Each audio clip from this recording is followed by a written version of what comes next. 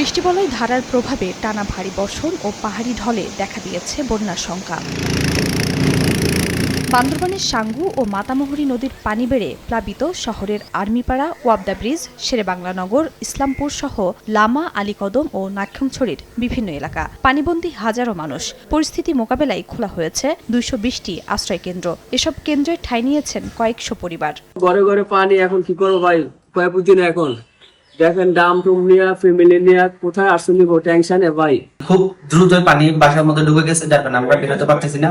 বাচ্চাদের কিনে আমরা অনেক কষ্ট আছি। এখানে আমরা একটা রুমের ভিতরে আমরা 27টা ফ্যামিলি কিভাবে থাকি? মাটির চুলা বসাইও রান্না করতে পারতেছি না, আমাদের জিনিসপত্র সবগুলো ভিজে গেছে। প্লাবিত হয়েছে রাঙামাটির বাঘাইছড়ির নিম্নাঞ্চল। খাগড়াছড়ি সাজেক সড়কের কয়েকটি স্থান তলিয়ে যাওয়ায় 4 শতাধিক পর্যটক আটকা পড়েছেন। পানি বিপদ সীমা অতিক্রম করায় আজকের এসকোর্ট ছাড়া সম্ভব হচ্ছে না, তাই যে রুমে ছিলেন সেই রুমে আপনারা ফেরত চলে যান।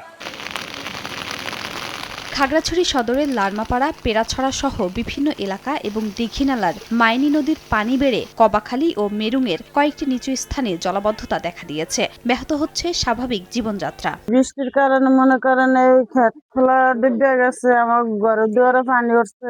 খাগড়াছড়ি থেকে যে লংগদুর একমাত্র সড়ক পথ, সেটিও পানির নিচে আছে। বর্তমানে পানি আরো বাড়তেছে, বাড়ার কারণে দেখা গেছে অনেক বাড়িঘর ডুবে যাচ্ছে।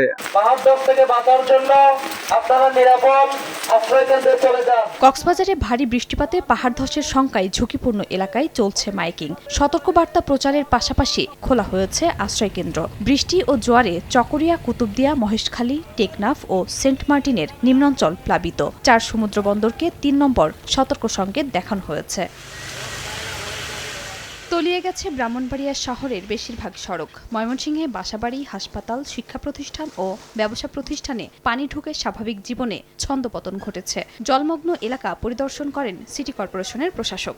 আমরা ড্রেনের মুখগুলো দ্রুত সরাই দিচ্ছি, খালের মুখগুলো ময়লা সরাই দিচ্ছি। আমরা আশা করছি খুব দ্রুত পানি নেমে যাবে। বিভিন্ন জায়গায় পানি ইতিমধ্যে নেমে গেছে। এদিকে ঝালুকাঠির সুগন্ধা, বিষখালী, ধানসিঁড়ি, বাসুন্ডা সহ 11টি নদ নদীর পানি স্বাভাবিকের চেয়ে 3 ফুট বৃদ্ধি পেয়েছে। গাইবান্ধায় ব্রহ্মপুত্র, ঘাগট, তিস্তা ও করতোয়া নদ নদীর প্রায় 25টি পয়েন্টে দেখা দিয়েছে তীব্র ভাঙন। খাদিজা স্বপ্না, সময় সংবাদ।